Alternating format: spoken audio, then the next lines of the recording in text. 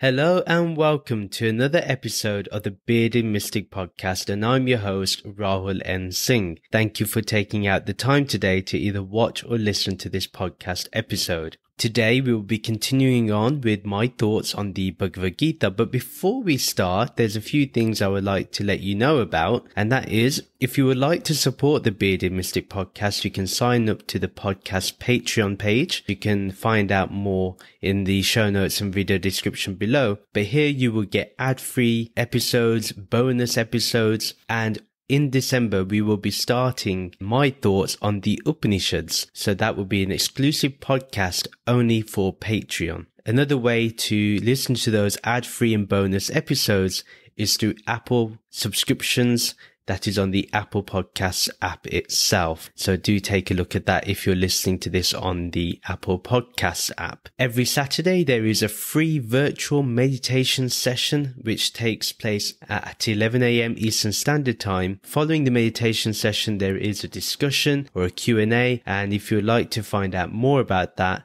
the details are in the show notes and video description below. If you would like to have a one-on-one meeting with me as a friend to discuss your spirituality, you can find the details in the show notes and video description below. So let's do a recap of the last episode. We discussed the 6th chapter of the Bhagavad Gita, specifically verses 11 to 15. Shri Krishna gives us guidance on how to meditate and focus on Brahman whilst we're in the forest. However, we also looked at how we could adapt that in our day-to-day life today and how to modernize those teachings so we do not find excuses to not practice it. Shri Krishna also explains how we must fix our attention on the Atma, and that is our true self, and we should allow the senses and thoughts to rest on this understanding. In that episode, you can find out more ways on how we can help the mind remain steady and focused in one-pointed meditation. Shri Krishna explains how all energy can be transferred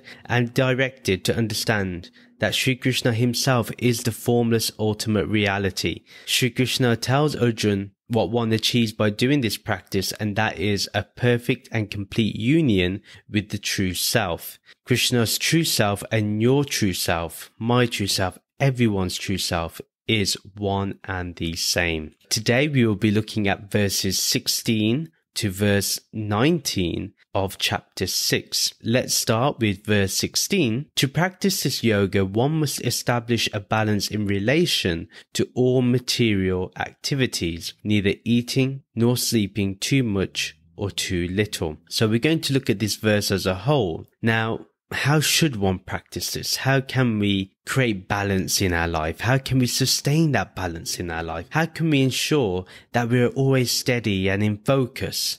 Well, there is a way that Sri Krishna gives us, which we can utilize to help us progress further. Now, obviously one should aim to remain as balanced as possible all the time, and neither should we get too excited nor too lazy when it comes to things. We shouldn't overcompensate our emotions at all. We should try to go back to that formless awareness that's always there in the background. Now, this can easily be done, again, if we remain as the observer. So if something happens and it's really great for you, instead of getting overjoyed to an extreme, you can actually just observe how you're feeling and then see how you want to express that feeling.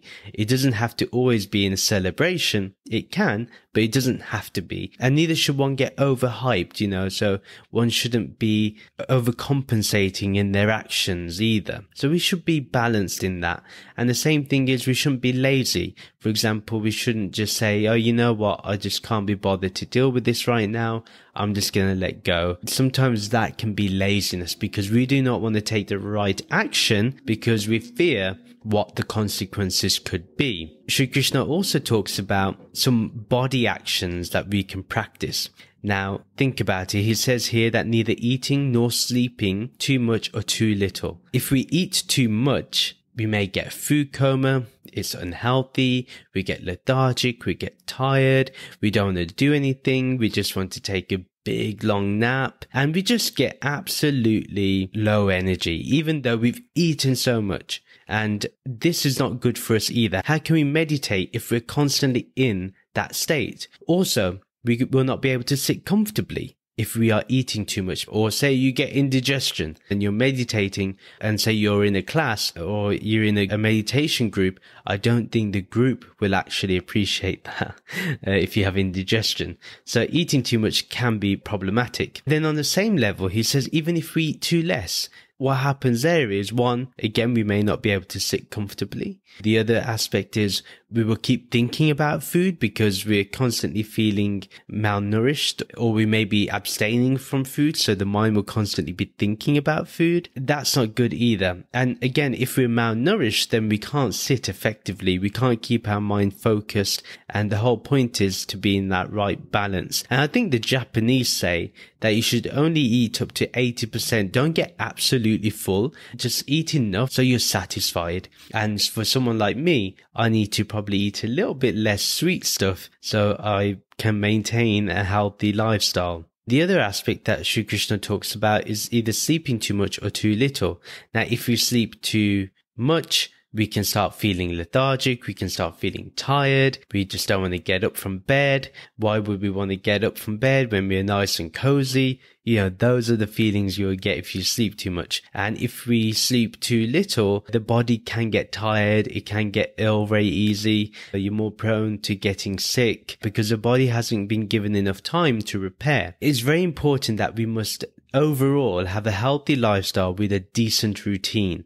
And that's something we need to definitely do. The other thing I like to mention is that even when we sleep too much, sometimes you want to sleep more, or you're still extra tired. So getting that right amount of sleep for your body is important, and you will know as your own body what is best for you. The context of the whole verse here is that Sri Krishna gives us guidance on how to live a balanced lifestyle of eating enough, sleeping enough to feel well rested, and at the same time to be balanced in our responses to things, as that helps the mind stay steady and calm. Verse 17, yoga means to be moderate in sattvic eating and recreation. Yoga is to remain equipoised while performing all actions. Yoga is finding the right balance between time spent awake and asleep. One who lives as a yogi carefully removes all sources of disturbance from their life. So if we look at the first part of that verse, it's yoga means to be moderate in sattvic eating and recreation. Yoga is to remain equipoised while performing all actions. Yoga is finding the right balance between time spent awake and asleep. First of all, moderate in sattvic eating. So a sattvic diet is a regimen that places emphasis on seasonal foods, fruits and vegetables, especially vegetables that are ripe, nuts and seeds, oils, legumes, whole grains, and non-meat-based protein. So that's something to think about when we want to have a sattvic diet. Then the other aspect is, and I didn't include it in here, and that is dairy. Now, dairy is recommended in a sattvic diet, but now people can also have non-dairy substitutes for milk, like nut milk or soya milk or oat milk. Those options are available now. We can have non-dairy alternatives, and that can still be part of sattvic eating. Recreation is moderate. Again, it's about channeling the energy, utilizing that recreational energy towards more meditation, towards more focus on the spiritual path, towards our sadhana. So that's very important. And recreation can also mean any hobbies we have, to make sure that we are being moderate in doing what our hobbies are. So we have that base level of happiness, which is required and what people are looking for today. Then remaining balanced when performing all actions means is to be a witness whenever possible and be an observer. That's the best way to remain balanced when you're performing any action, because that way you are not thinking about the results. You're not thinking about what to do. You're not thinking about what other people are going to think about your actions. You're just doing the actions that you've utilized your buddhi with, that you've analyzed with your buddhi to see what is the best thing to do. And as Sri Krishna mentioned in the previous verse and even here, we must have the right balance between the time spent awake and asleep. So We need to get the perfect amount of sleep first of all, and then we need to make sure that we give a specific number of hours to the day to sleep, but everyone has a different body and it's unique to them. But also when we are awake, that we at least spend a decent amount of time doing our spiritual pursuits, whether that's partaking in rituals, going to satsangs, that's spending time with holy people or spiritual people, studying the scriptures or spiritual texts. Anything like that is something that we can do. And that's very important that we utilize both. When we are awake, we focus the mind on spirituality as much as possible.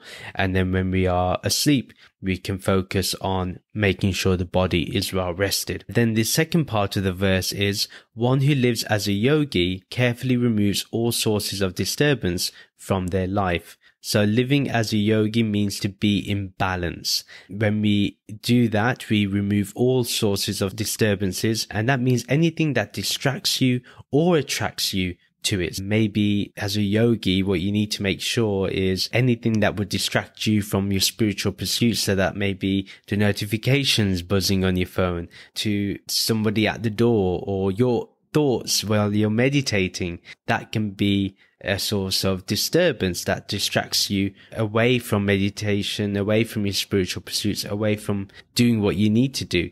And the same thing is, it can attract you to things that will not help you in life. So we need to make sure we remove all of those disturbances. One needs to try to maintain a minimal lifestyle and be as simple as possible. Remember, the less you have, the less clutter in your mind, the less you have to think about, and therefore you can concentrate more on your spiritual journey and less on looking after the clutter that you may have, not only in your home, but also in your own mind. The context of the whole verse here is that Sri Krishna explains how one should maintain a healthy lifestyle and keep it hassle-free. Verse 18, when the consciousness of the Atma is entirely free from all material longings and desires, one's yoga finally becomes complete. We're going to look at the whole verse together. First of all, we need to analyze our material longings and desire. How much is our mind occupied by all these body and mind related desires?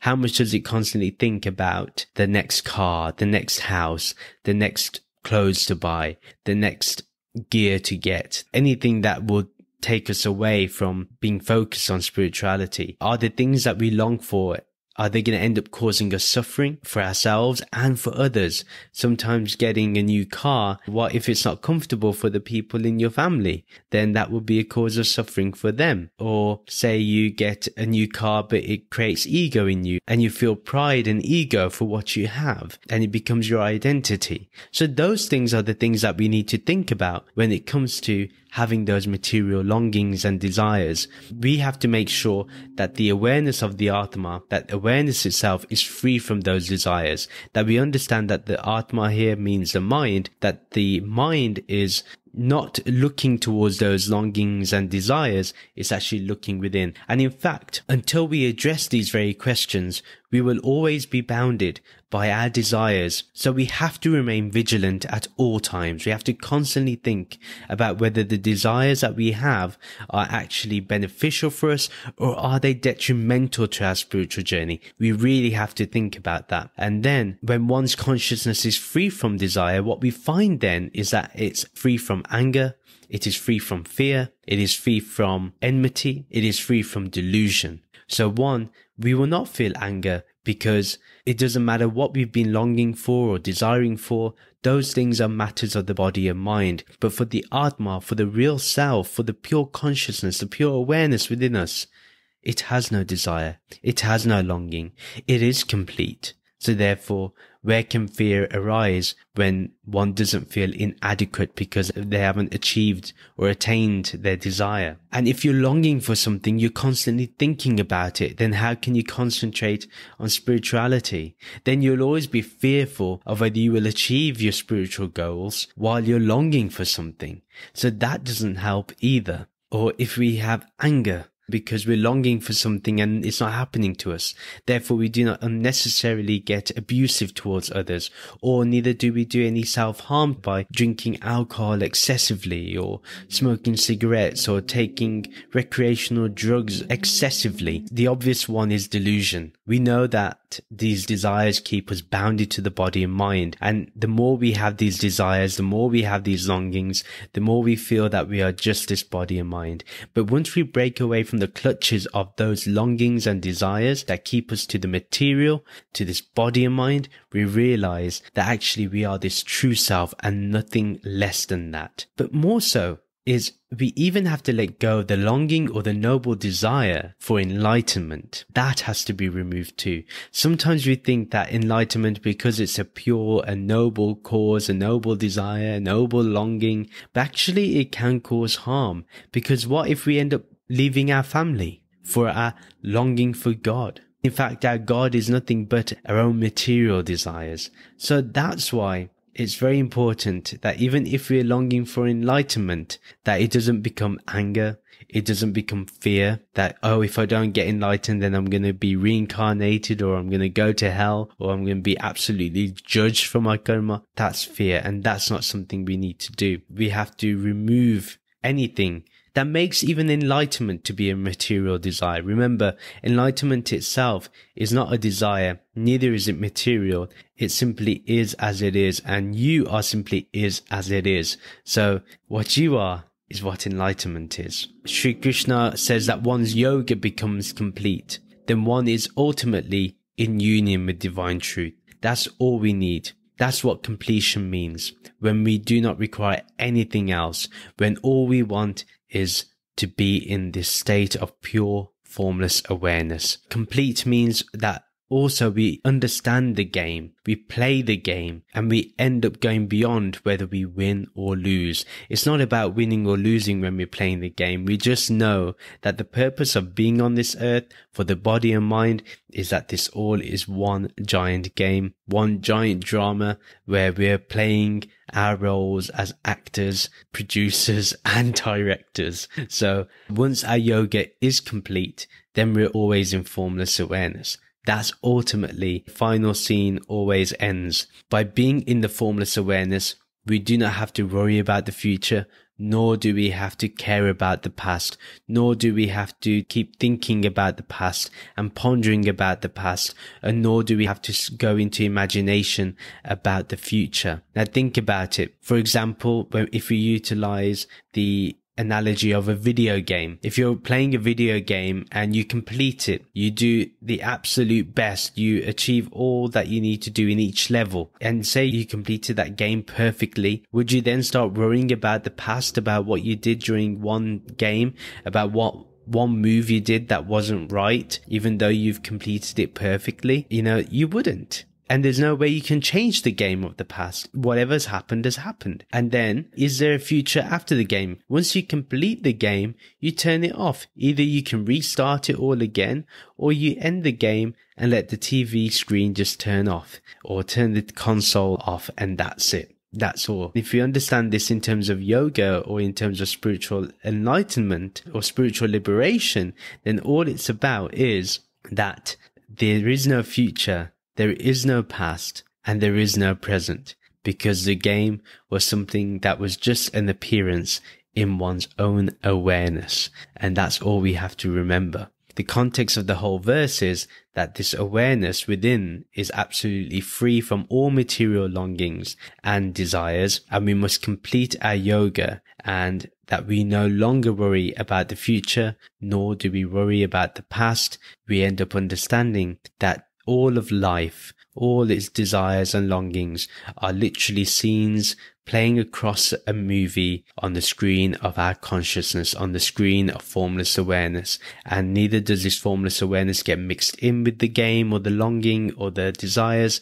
It remains ever existing, ever free from all of that. Now we go to the final verse, which is 19. Just as a lamp in a windless place does not waver, So a yogi who has focused the Chit faculties of conscious awareness entirely upon their own Atma is once again restored to their true nature by perfecting this yoga of transcendental self-knowing. So we're going to look at the whole verse here. This is a wonderful analogy that Sri Krishna uses about having a lamp or a candle in a windless place. That flame does not flicker, that flame does not move in any way, or that light doesn't move in any way. It can't. If there's no wind, how can it move? And you can see a wind like our senses or our thoughts, our mind, our manas. We can understand from here that our awareness is a windless place. Nothing can move it.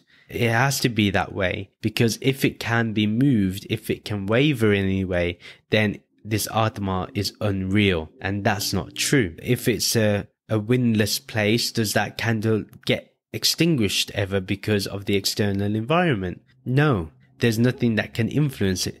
Same way, nothing from the outside, another person or another thing or another place or another situation from outside of you cannot disturb you, because your light cannot be wavered in any way. It's complete. So that's something we can understand. Once one's Chit, or our awareness of being awareness, has become complete, once it transcends the Panch Koshas, or the 5 Koshas, that is the body, the vital airs, the mind, the intellect, and happiness related to the other 4 koshas, the Atma rests upon itself in its true nature. The one thing I do want to mention when we look at these Panch Koshas is to define one way, and that is, remember, Sat or Asat, or Nitya and Anitya. So whatever is changing, whatever modifies, whatever decays in any way, that is asat, that is unreal. So whenever we look at these 5 koshas, we gotta see whether they change at any point. And then the same way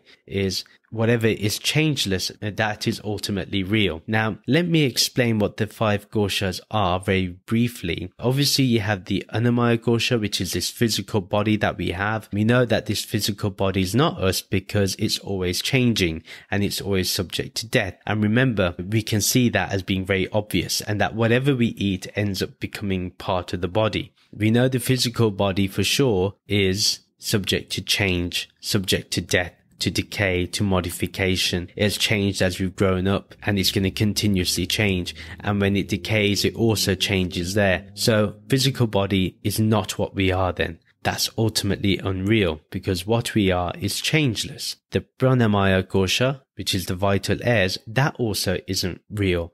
And why is that? Even though it is subtler than the physical body, and the actions of the vital air of prana is unconsciously done. For example, pranamaya kosha consists of functions like breathing, removal of waste from the body. It's utilized for the circulation of blood, for reactions or reverse processes like vomiting or burping, tears, sneezing, coughing, or even thoughts. And also for the digestion of food. All this happens unconsciously. Therefore, it also changes. For example, our breathing can change as we get older. It can become more labored. It may be more difficult for our blood to circulate around our body. It may become a lot slower in terms of the other aspects. Coughing. One time we're coughing, the next week or so we may be fine. Sickness does not stay for a prolonged period in terms of the same intensity of sickness. Even the intensity, that's always in flux. The same way with thoughts. We know that with thoughts, they pass by. All that, although it's subtler than the body, it's still ultimately unreal because of that. For example, thankfully, we're not in charge, or we're not conscious of some of these things, because if we were conscious of digesting food, who knows if we would be able to digest food properly if we have real bad anxiety or anything like that. The 3rd kosha is Manomaya kosha, which is the mind. And obviously the mind is a seat for emotions like anger, jealousy, love, compassion. It can constitute of confusion and indecisiveness. The mind perceives the objects of the world through the senses, and identified with the mind, we think we are happy or sad. So again, we can go into flux of these emotions. We can either be in confusion or indecisiveness, and sometimes we can be overconfident. Things like that is what is the Manomaya Kosha. And therefore, even though it is subtler than Pranamaya Kosha, it still is unreal because there is change there. So therefore, it's not the formless awareness. It's another thing that is impermanent. And then you have Vijnanamaya Kosha. So that's the intellect.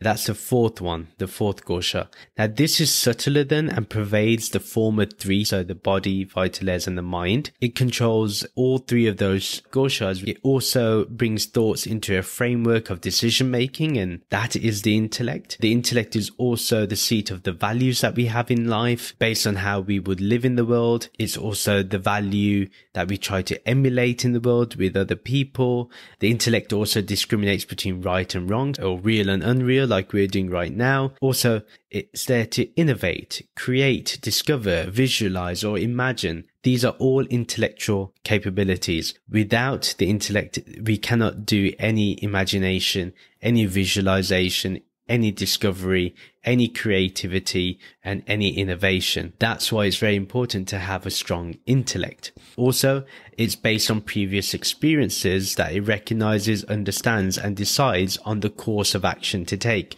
So remember, it is our discernment, our vivek, that decides what we're going to do.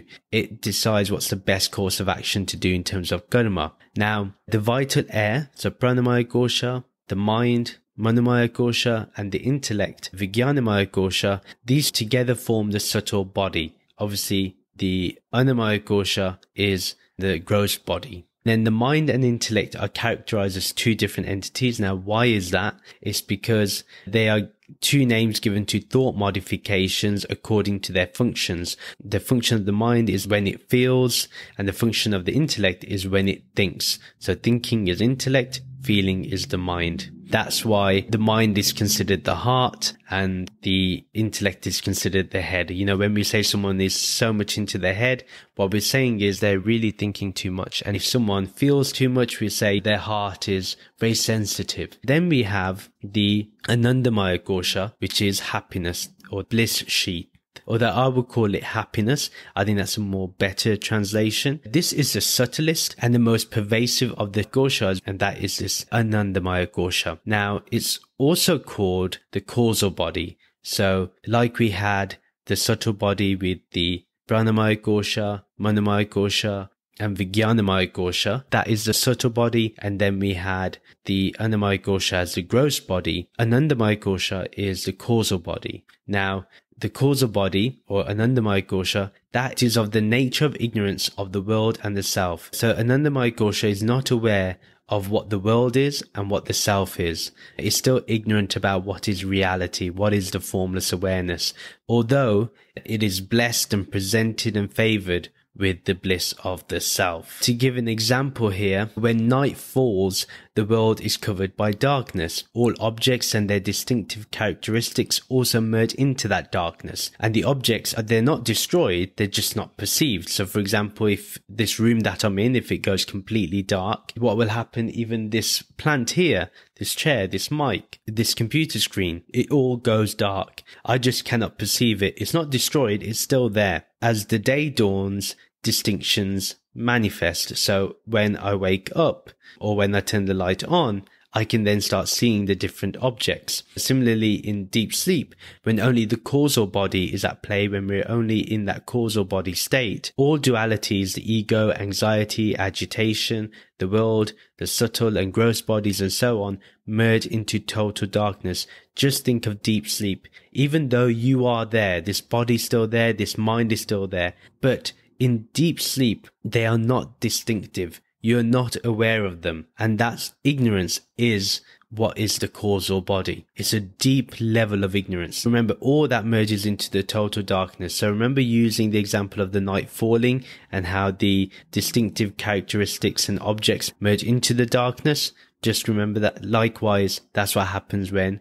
we go into deep sleep. Now, in this deep sleep state, as there are no thought modifications in the mind, and there's an absence of all agitation, so even the pains that you may have in the body in deep sleep, you're not aware of those pains anymore. Because of that absence of all agitation and there being no thought modifications, the bliss of the self manifests itself totally. But due to ignorance, it is said to be of impure nature. Remember, because when we wake up, we will still be in ignorance. So we have to go to what is called the Turiya state, the fourth state. In the deep sleep state, there are no degrees in this bliss, but in the waking and dream state, we experience various qualities and intensities of happiness. In deep sleep, there's only happiness. There's no differing degrees, but in the waking state and dreaming state, there's differing degrees of happiness. That is what Anandamaya Kosha is. And because things change, meaning we get out of that deep sleep state or total ignorance,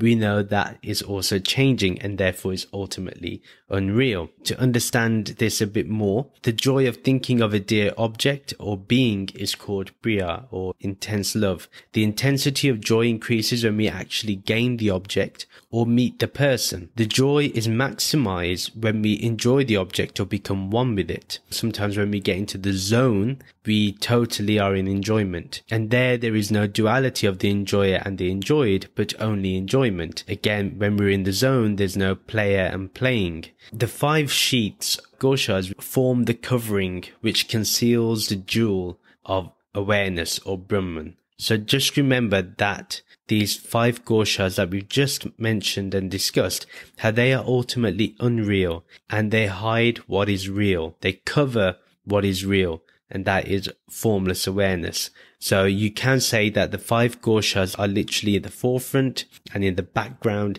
there is this Brahman, this formless awareness. And what we do through spiritual inquiry is we bring Brahman to the forefront, we bring formless awareness to the forefront, and we let the 5 koshas go to the background. They're still there, but we understand that actually there is only the self, there is only pure awareness. These Panch Koshas, they're made up of or are the modifications of the 5 elements. So that's space, fire, air, earth, and water. They are born and they also die. They fluctuate, they change, their states can change too, and they are different from pure awareness. Formless awareness is beyond all modifications, is unborn, it's immortal, and the witness of all, the observer of all, and therefore is different from the 5 sheets. This Brahm Gyan removes everything that we are not, and we end up being self-aware of our own self-knowing. This truth becomes very apparent, very obvious to us. Again, relating it to the analogy, our awareness will not be influenced by any external or internal movement, as we have noted from how it is not the 5 sheets. So relating it to the analogy of the windless place that does not waver, our awareness will not be influenced by any external or internal movement, as it's not part of any of the 5 sheets. So that's something we can understand and fully internalize and practice. What happens there is we bring our mind to its true state, which is this formless awareness, by perfecting this yoga of Brahmagyana, of Atmagyana, of knowing yourself. And that transcends you from these Panch Koshas and also the 3 bodies, which is the gross, subtle, and causal. The context of the whole verse is that Sri Krishna explains about how we can achieve this transcendental self-knowing when we are able to transcend this body and mind and enter and fix ourselves upon what we really are, which is this pure formless awareness, and we break down that anything that changes or modifies is simply not what we are. So that is the end of the episode. Please do share this podcast with your friends and family who may enjoy this content. Do follow me on social media to keep getting updates. Subscribe to the monthly Bearded Mystic newsletter, and you can join the Bearded Mystic podcast WhatsApp group. All the details are in the show notes and video description below. If you would like to support the Bearded Mystic podcast, as I mentioned earlier, you can sign up to the podcast Patreon page or sign up to the Apple Podcast subscriptions, and the details are in the show notes and video description below. If you would like to have a one-on-one meeting with me as a friend to discuss your spirituality, to have a chat about it. You can find the details in the show notes and video description below. Please rate and review this podcast on our website, www.thebeardedmysticpodcast.com. If you're watching this on YouTube, first subscribe to this YouTube channel and please do like and comment on this video. Let me know what your thoughts are. Let me know what you think I can improve on. Let me know what you want to hear more of. Or say you have a question, or say you want me to expand on something more. Let me know, and I can look into it. And the same applies if you're listening to this on your favorite podcast streaming app. Please do follow or subscribe to this podcast. And most of all, do rate this podcast on that app itself.